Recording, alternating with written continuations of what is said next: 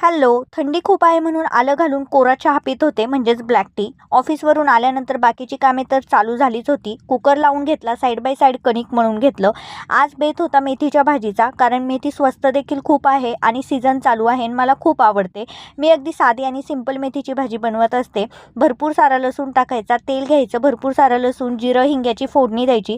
त्यानंतर मेथीची भाजी टाकायची आणि शेंगदाण्याचा कूट एकदम बारीक करून टाकायचा आणि कलथेच्या टोकाने त्याला हलवत राहायचं, म्हणजे भाजी कडू होत नाही. अशी साधी सिंपल आणि एकदम चविष्ट बनते मेथी. हातोहात चपात्या करून घेतल्या. त्यानंतर पाटवड्या केल्या होत्या. पाटवडी, रस्सा, भात आणि बाजरीची भाकरी एकदम बेस्ट कॉम्बिनेशन आहे. कुणाकुणाला आवडतं नक्की कमेंट करून सांगा. पाटवड्या देखील खूप सुंदर झाल्या होत्या. त्यानंतर किचन वगैरे सगळं साफ करून मस्तपैकी मी झोपताना द मिरॅकल मॉर्निंग हे बुक वाचत होते. खूप सुंदर बुक आहे.